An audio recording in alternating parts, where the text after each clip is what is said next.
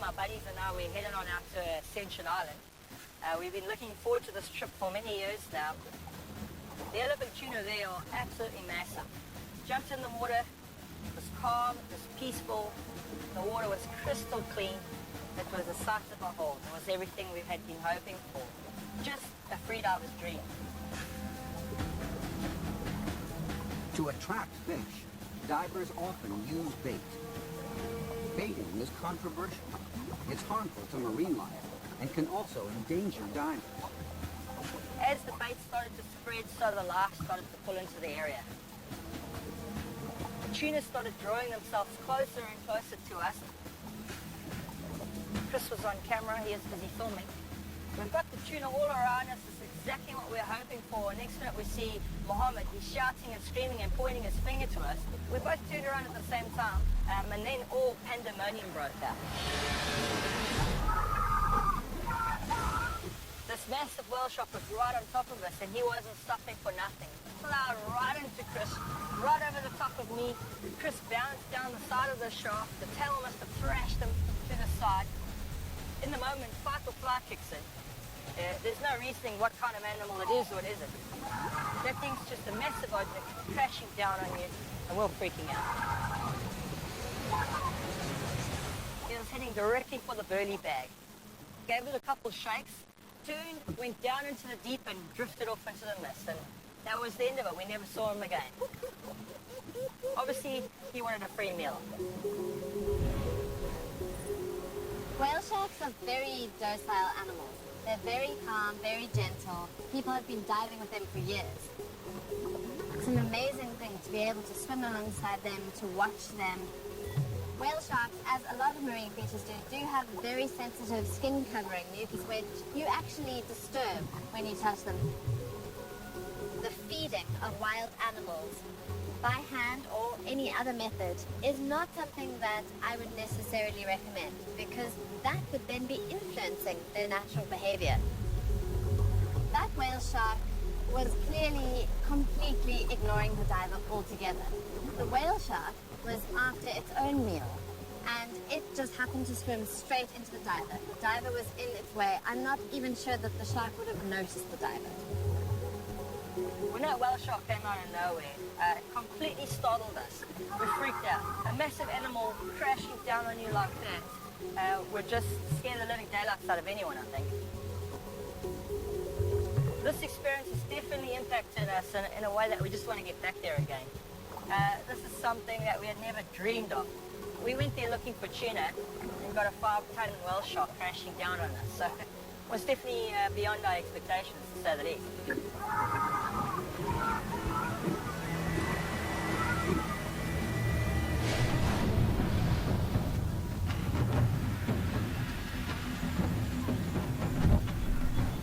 We're looking around for animals, and suddenly we found these 3 wild dogs on the hunt early morning, as they do. And suddenly they charged off into the grass, and the leopard pops up. Just saw the tail, and then it jumped up the tree. This is a fully grown male leopard. He's really as big as it gets. So you would think he stands a chance of chasing these guys away, or at least defending himself on the ground. Wild dog's favorite prey animal is impala, and leopard's favorite prey animal is impala. So that, of course, causes this dislike between the two species. Wild dogs, however, have the habit of chasing buffalo, elephant, and even bison. But it's difficult to say why they would chase something that they can't take down. There's no food involved. You didn't see any blood on any of the animals or anything like that. So it was just plain simple competition. He's safe up in the tree, but for some reason, this specific male leopard is not happy at all. He wants to come down. If it was happy to stay in the tree, it would have just found one of the branches and waited it out. He tries to come down once, and the dogs chase him back up. And in that process, he actually loses grip at some stage. Anything could have happened from there. If he slipped, then he was in monster. The dogs probably would have attacked him. I do, however, think he would have been able to get free and go back up the tree. When he came down, he swung around on his one claw.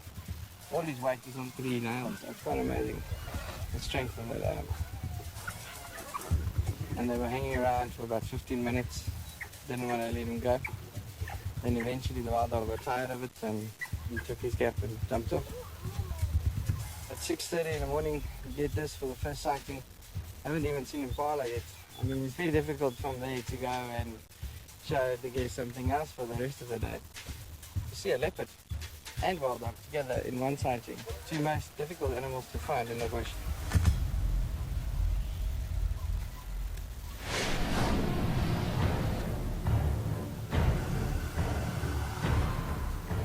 My husband and I were driving through Kruger and we noticed the snake first. We immediately realized the snake was focused on something and, followed its line of sight, and that was when we saw the prey. The two rickshaws were fairly far apart, but we figured if we just sat around and watched them for a while, there was likely to be some drama up ahead. The snake quite slowly approached the chameleon, which was kind of hovering. When the chameleon realized that the snake was coming for it, it sort of blew itself up and began to posture and hiss and spit, obviously trying to sort of intimidate or scare off the boomslang. The snake slithered in closer and closer and closer, and then it would pause, and then it would move a little bit closer, and then it would pause. And then the action moved very quickly, and the snake moved in and struck. It lifted up its prize and then disappeared off into the bushes. It was all over in seconds. Chameleons are naturally aggressive little animals and fiercely territorial. They will fight back, they will bite, they will try their best. He was out in the open, he was trying to cross a road. In this case, a chameleon's best form of defense is to go on the offense. The chameleon puffs up his body so that he would appear probably about twice the size than he normally is. And he's trying to get in a few bites of his own. All the chameleon's effort is in vain because it has absolutely no effect. Chameleons are by nature slow movers, and the boomslang, like many other snakes, is quite agile, they're quite fast. You can actually see the speed with which the boomslang strikes is just phenomenal. There's only one outcome to this fight. It's only a matter of time before the venom will take effect. The boomslang stands up on itself with its prey in its mouth and moves away. And that is something that you don't see often. Snakes normally ingest their prey where they are or quite close to that. Probably felt a little bit threatened and unwilling to give up its prey and decided to make a getaway to a safer, quieter place. We'd seen lots of kills previously, but we'd never seen this kind of interaction between two reptiles. It was an incredible display of sort of strength and agility on the part of the snake, and it actually took us completely by surprise. We hadn't realized that the snake would have been capable of doing something like that. So it was quite a privilege. We felt very lucky to have seen that little drama unfold. I think if it's taught us one thing, it's that we should always just keep our eyes open. You never know what you're going to see. The more you look, the more there is. Rhinos enjoy a good mud bath, but riverbanks can be treacherous. Days old, an abandoned zebra foal is encased in mud. Driven by curiosity, this rhino approaches closely. It digs the foal out using its powerful horn, but shreds the foal's soft underbelly. Intrigue satisfied, the rhino drops the foal, but its injuries are too severe, and it succumbs soon afterwards.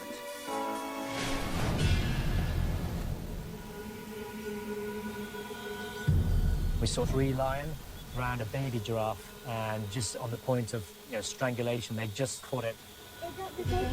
The older giraffe, obviously the mother, was annoyed, and below the mother giraffe, we saw what looked like a lion. Unbelievable. The lion on the ground was getting pounded by the giraffe. The mother is just showing normal maternal instincts, and she's angry. The baby is being killed. There's lions on that baby, and she's taken out the closest lioness there. See that? There's a life. It looks like a newborn baby, so you can imagine the hormones going on in that body as well. The female hormones and anger, you can see what happens. Then there's a bit of movement from the lion, and the mother giraffe started to attack it by stamping on it.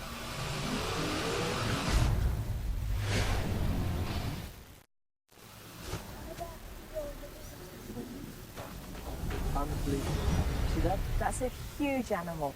And the full blow of those forward hooves coming down, it's a killer blow. If that hits her head, it's dead.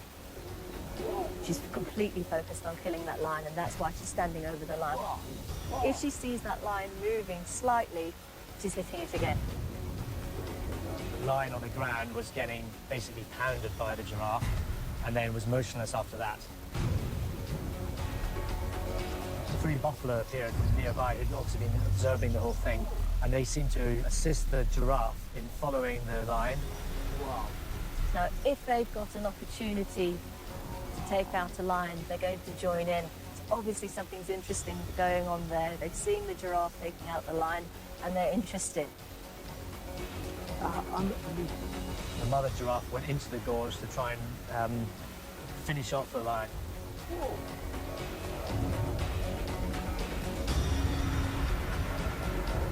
In the meantime, another lion appeared and chased the giraffe away. The mother giraffe seemed to want to kind of hang around and see if there was any chance of saving her young. She's actually following the rest of the pride. It looks like cubs to me. And she's so angry, she's almost seeing red there. And that's actually putting her in a vulnerable position. We've got cubs there that she's trying to feed. It might be the mother, we don't know. But in the distance, the lion that had been virtually kicked to death had made a kind of a sheepish appearance in the background. But we knew that the force of the giraffe's leg coming down on the lion would definitely cause some serious injury.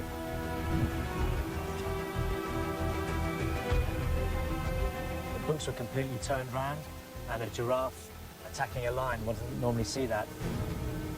Nature at its best. You kind of felt a bit of sympathy for it, bizarrely. We left the scene with the 3 lions gorging on the baby giraffe, the mother giraffe looking on helplessly, and the injured lion lying nearby, not knowing whether she was going to survive, but knowing that we had had an amazing experience in Africa.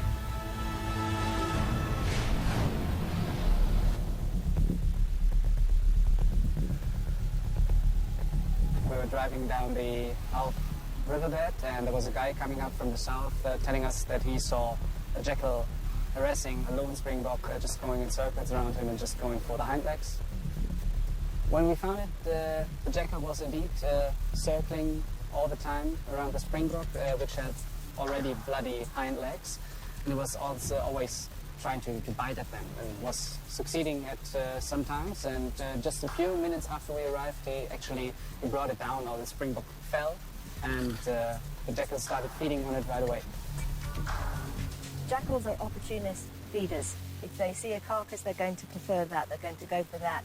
But essentially, they also can hunt, and they've picked quite a big prey for themselves to bring down here. So they're basically just baiting him, they're turning him around. He's been trying to fight, but they're much quicker.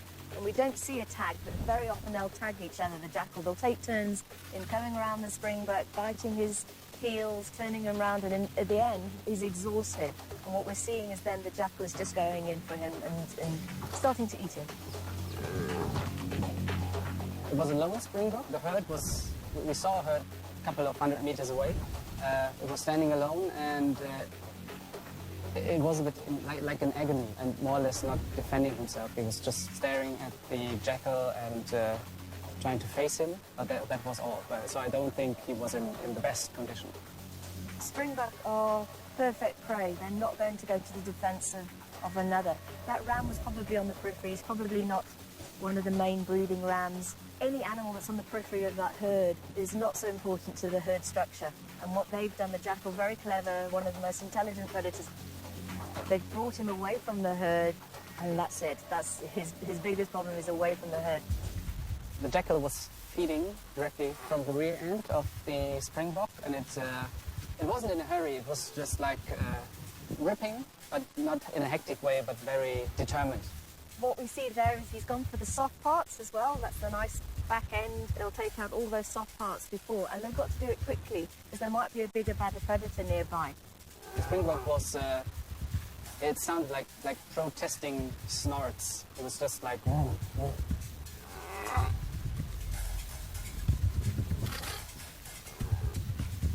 defenseless, lying there and but still protesting that he's being eaten. I've been going to southern Africa for many years now, and I think this is the most unusual sighting I've had.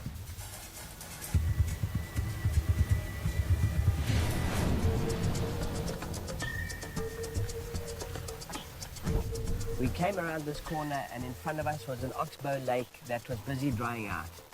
And it had obviously got to just that right level where the birds could hunt in it. There was already hundreds of yellow-billed storks there. There were a couple of pelicans.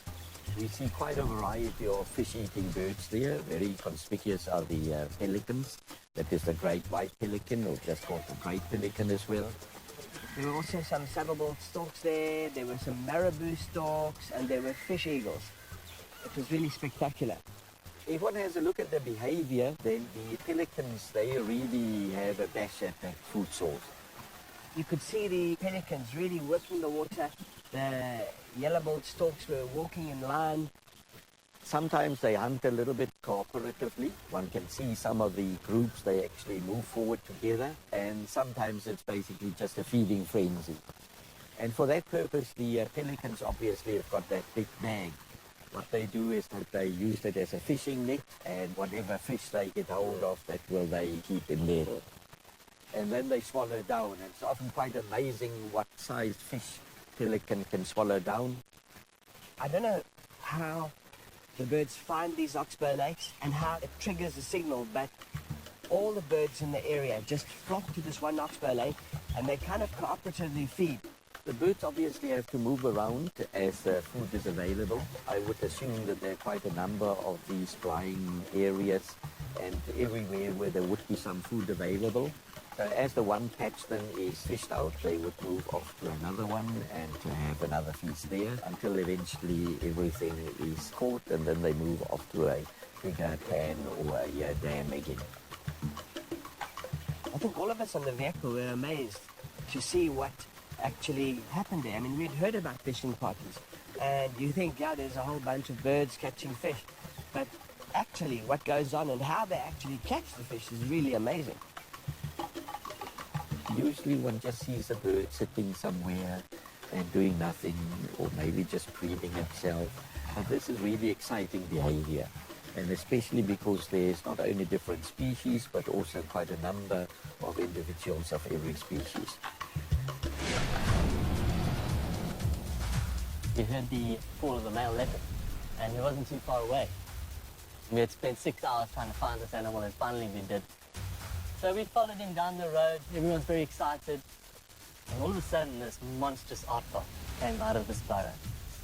And the leopard, it was almost as if it was in shock as to what it was looking at. It kept never leaving aardvark as the aardvark was foraging around. All of a sudden, this leopard went for this aardvark.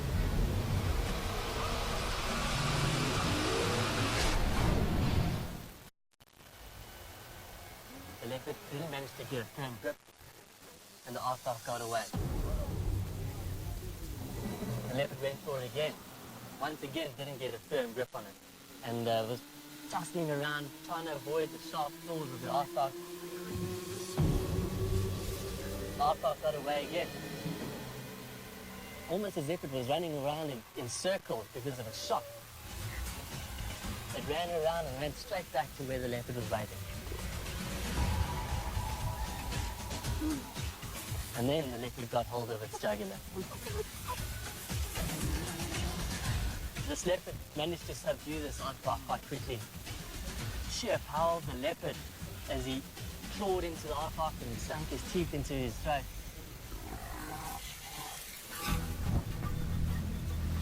All carnivores have what is called a carnassial shear, where the teeth are modified to behave like scissors. And it's really well illustrated in this clip. The leopard is going through that very thick skin. The other fairly typical interaction that we see is the ubiquitous hyenas coming in and often disturbing the predators on the kill. And hyenas, of course, are very successful, well-adapted animals, not only to killing but also to scavenging. The hyena was not totally dominant in this instance. It's probably a big male leopard. I thought a fairly young hyena that didn't have the confidence, and only one hyena. Eventually, it managed to take the kill away. One would have thought that after making the kill, the leopard would have immediately taken the kill into a tree, which is what they'll do, particularly in areas where hyenas are common. And I think in this instance, the prey perhaps was a bit big. The guests in the back of the vehicle were in shock, were saddened by the whole ordeal. I was in there with my camera and I couldn't believe what I said. Just shows how opportunistic leopards are. I mean, they'll take anything from scrub hares all the way to young buffaloes. And this is just a great example of why leopards are as widespread and as successful predators as they are. The best part of the experience was to see the reaction from my guests. The fact that some of them were emotional, and you came here, one of the ladies crying. Afterwards, she came up to me and she said that was one of the best experiences she's ever had.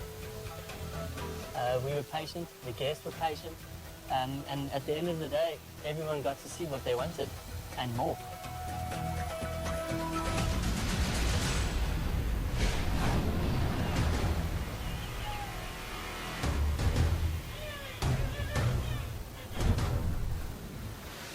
We docked, there's a fur seal killing a king penguin, let's stop and observe.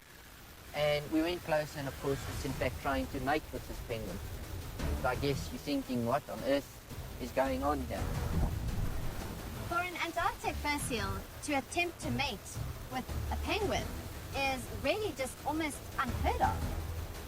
The male seals that have been observed doing this behavior are all youngish males. So they're not the bulls that are already established with their own females and their own history of breeding. One of the biggest risks from this encounter is actually the fact that the seal is so much bigger and so much heavier and is in fact on top of the penguin and bearing down with quite some force.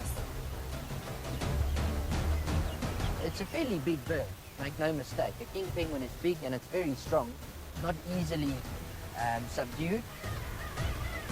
In the years to follow, there were 3 sightings, and in at least 2 of those sightings, evidence was there that the seal managed to penetrate them. On one of the occasions, however, the seal killed and ate the penguin. So on 3 of the 4 occasions in total, the seal simply got off the penguin and walked away. These things do certainly happen, but to this extreme extent, it has never been documented in the scientific literature. What we have here is not just 2 different species, but 2 different groups entirely. We have mammals and we have birds. So there is absolutely no ways that such a union would result in anything at all rather than a bit of discomfort for the penguin. For 25 years, we never saw such behavior. Now, all of a sudden, in 2006, we saw the first of these and subsequently 3 more over the next 4 years or so. This would suggest that it's not just a natural behavior, but is in fact learned. And I think it would be very interesting if we could try and find out exactly why they are doing this. Of course, one is incredibly fortunate to just merely see something like this. It's a wonderful privilege indeed. But certainly, right place, right time.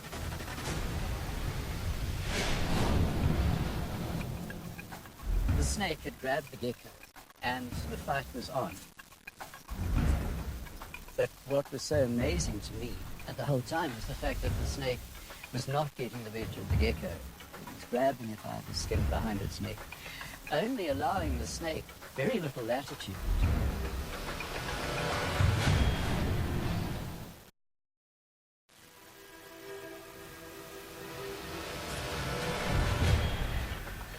This particular gecko decided to try and overpower the snake or get away from him. And we can actually see him clamping down on the snake's jaws with his own mouth in an effort to avoid being bitten by the snake. The snake would have been very much the heavier party. It was about 80 centimeters long. The body of the gecko was about that. The gecko is much fatter and bigger than the snake. The snake was not getting the better of the gecko. It was grabbing about the skin behind its neck, only allowing the snake very little latitude. The gecko hangs on to the snake. The snake tries to move away and the gecko hangs on. At one point, we can even see the gecko hanging on to a piece of branch while the snake is trying to pull him in the opposite direction. It is truly an amazing sight. The way that this little guy is absolutely fighting for his own survival. It's no surprise really that this gecko decided to fight back. Geckos are very territorial, they are very aggressive little lizards, and you often see, especially these tropical house geckos, without their tail.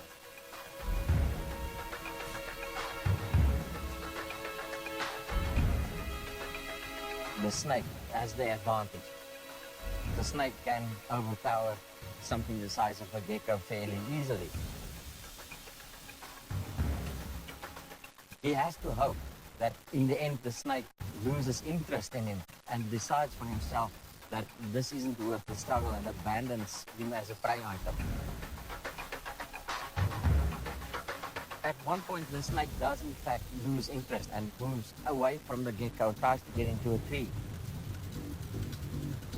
Obviously his plan didn't go as well as he thought it would. He thought it would bite the gecko and it would die, and that would be the end of it, but this took much longer and took much more effort. In the end, really, we see the gecko is seriously injured. He's taken such a beating, but he's given as well as he's taken. The odds are just too much and too overpowering, because he was already feeling the effects of the fight. His movements were sluggish. This caught the eye of the snake, and the snake decided to return and attacked him a second time, and this was the fatal attack.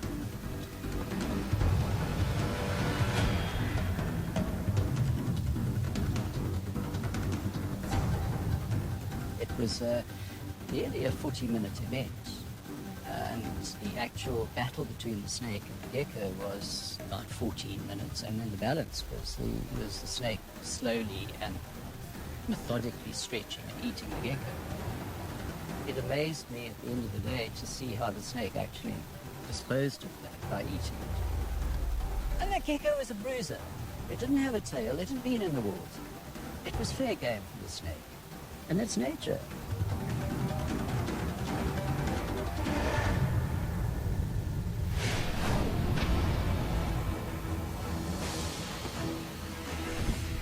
We saw these two giraffes in a clearing on the other side of the river, and I thought that these two giraffes were fighting. My idea of a giraffe fight is these two huge beasts swinging these massive necks and coming to blows on each other's bodies.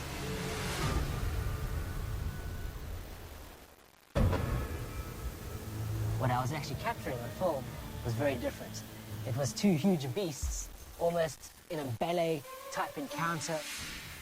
One swings his head, the other one lifts his leg and misses. Then the other one takes a turn, swings his head, the other one lifts his leg and misses. And they would both just sort of stand there after this happens for a couple of seconds, and then they do it again and again and again. Whoever thought they would have been so agile? I mean, to go from your full stance and then to almost lower your entire height to below your own midriff, and then come down with such force, yet so gracefully, is actually quite incredible to see. What this elegant display is just a display of their masculinity, their maleness. It's actually fighting. And usually one submits. And whoever wins a fight gets the girls. If you've got two animals that are actually quite equal, it can go on for hours. It looks elegant, but the intent is anything but. So what they tend to do is swish their necks round and try and take out the leg of the opponent. And he automatically will bring that leg up to try and deflect the blow. And it can be very noisy as well. If you're close to that, it's actually quite frightening because you hear the whack of the head against the body. So they're going to whack the body, whack the chest, whack the abdomen, whack the legs. You have this incredibly long neck, and yet it comes down with such grace, yet such force, and back upright again in a matter of seconds. I have actually seen an older bull taking out a sub adult and breaking his femur clean in half. A lot of people just drive for the sake of driving, from getting from point A to point B. If you actually take the time to look in your surroundings, you'll be very surprised as to what you actually get to see.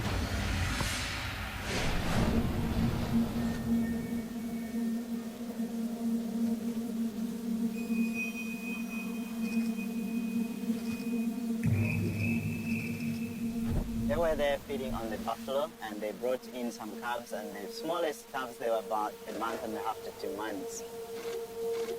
But the kill has led the pride into forbidden territory. Attracted by the commotion, the larger resident pride launches an assault. The interlopers scatter, abandoning 2 young cubs. The adults started sniffing on the buffalo. There wasn't much anyway for them to eat. There's another lioness coming back.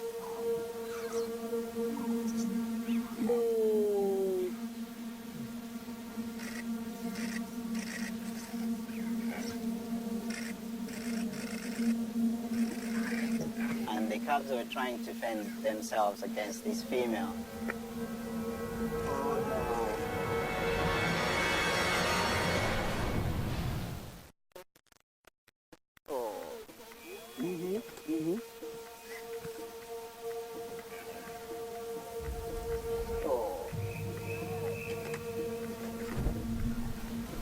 You got to give it to the little guy. He's got a lot of guts standing up against the adult lioness. You can see the cub trying to defend itself, but it probably could defend itself against a backyard fox. Oh no. You got the little cub with his back up against all the sub-adults, and suddenly they all come forward in one sort of solid move. And that's quite natural because its weakest point is showing towards them. The female managed to grab one of the cubs by the neck. We thought she was actually just moving them. Maybe she's adopting them. Then she took one of the cubs around the bush. This is strange. And actually killed it there.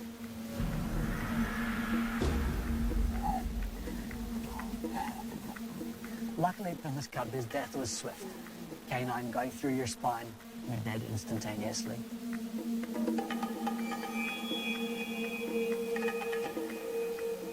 Then she came back for the second cub. Yeah, they're gonna kill it. Oh no, please. Picked it and took it around the bush and killed it there. Please, leave the cub. Any animal that's not part of your pride, when it grows up, is going to be competing with you for resources and competing with you for breeding. You're not part of the family, you're going to die.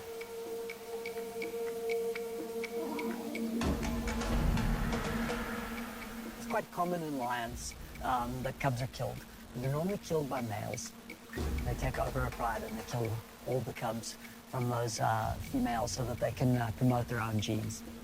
I don't think they know very well what to do.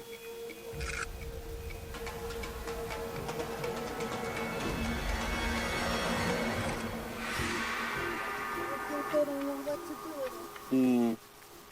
She went round and started feeding on the cubs. Oh, yeah. And one of other females also was actually feeding on the other cub. It was very, very strange for me. Very, very sad. I was almost in tears. I almost like got out of the car and grabbed the cubs to rescue them, you know, but I wouldn't do that because it's part of nature.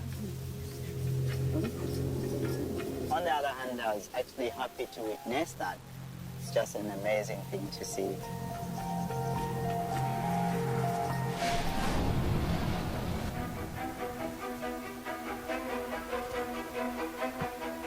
We were about to head out on an afternoon game drive. We started hearing this bushbuck alarming very close by to where we were. And it was quite a frantic bark.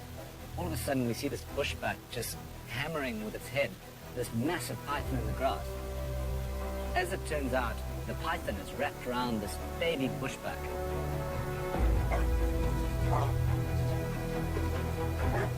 she was desperately trying to free it. They're quite renowned for their aggression, both the male and the female, and what we're seeing here is obviously a very strong maternal instinct, and she's not giving up. Some antelope will actually give up earlier than that. She's completely determined to try and rescue her young, and it's not going to work. But the maternal instinct is so strong that she's going to keep trying, and probably keep trying until she sees that that little baby isn't moving anymore.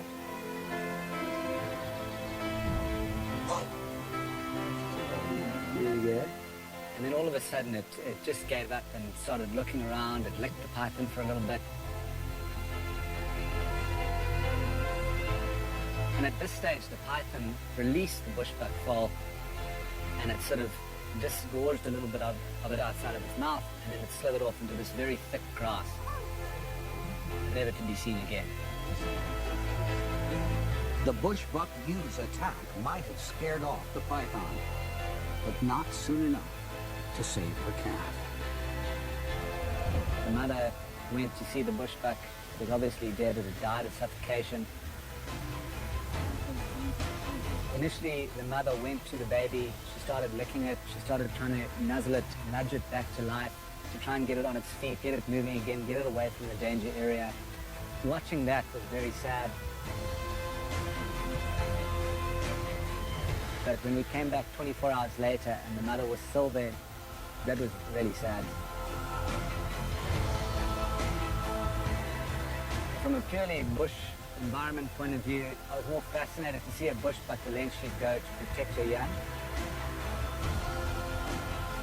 I've seen a python eating and digesting antelope species such as impala and such as bushbuck before, but I've never seen a python in the actual process of constricting and suffocating a bushbuck. And further to that point, I've never seen a bushbuck mother try and defend its foal from being attacked. The extraordinary courage of that female bushbuck was really a privilege to be able to witness something like that.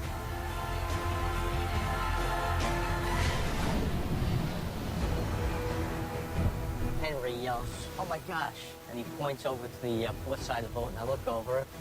Like I've seen many times, I think, fish jumping out of the water. Yeah. But this was a little different. This was a 600-pound marlin, free swimming, chasing a 35-pound dorado. The marlin is now breaking water, and the dorado keeps jumping out of the water trying to get away from it.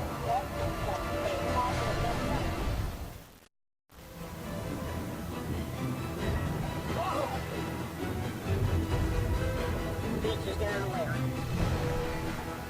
Marlins are extremely fast.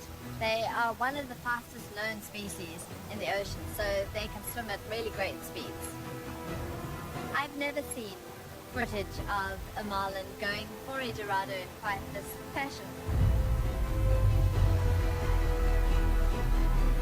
For it to happen continually and in such a prolonged fashion, this close to a number of boats, and for people to be able to capture the entire incident on film is really remarkable.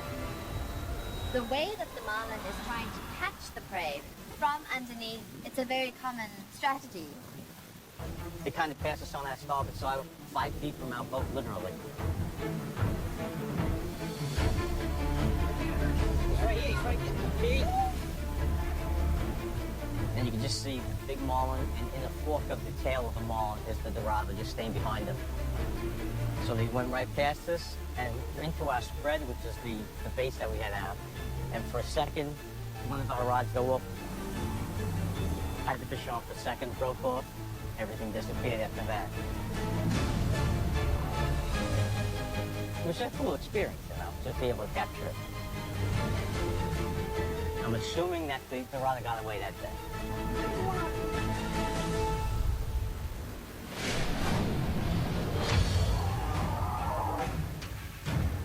Whilst traveling along the dry riverbank, we came across an elephant that was being attacked by some 14 lions. This is a young elephant with 2 small tusks, so it had an opportunity to defend itself, but against overwhelming odds, it certainly didn't look good. But this little elephant kept fighting. One lion, in fact, got onto the back of the elephant, several trying to claw at its skin. Others were trying to trip it up. And when the elephant was crying out, screaming, trumpeting, its ears flapping, it was as though it was asking for the other elephants to come, but the other elephants were not there.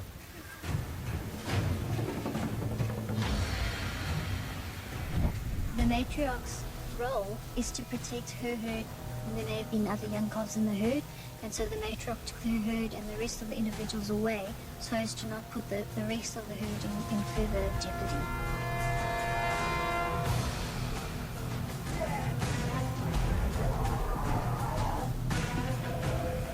The one lioness is definitely trying to bite along the spine. The skin of an elephant is very thick, so it does definitely aid in protection. Certainly another tactic that they use is they bite the backs of the legs, you know, those tendons, and that's how they try and maim the elephant and try and injure it so that it actually can't walk, and that's how they get the elephant down. The elephant managed to get to the water. We thought it could be safe. In the water, most of the lions stopped the hunt. The last lion that was on top of the back of the elephant jumped down, and at that point we thought the elephant was going to cross and get away. This little elephant had a little energy left. It turned and it charged the lions. But in doing so, the elephant then came back out of the water, and once again the lions started to surround it.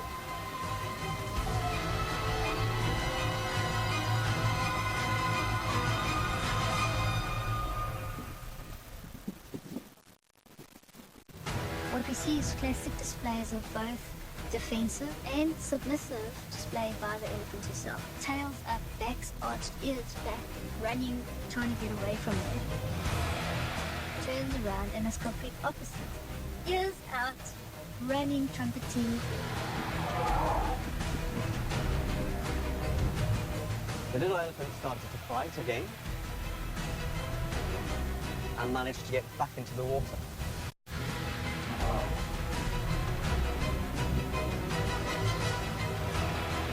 And this time, he kept crossing the water to the other side.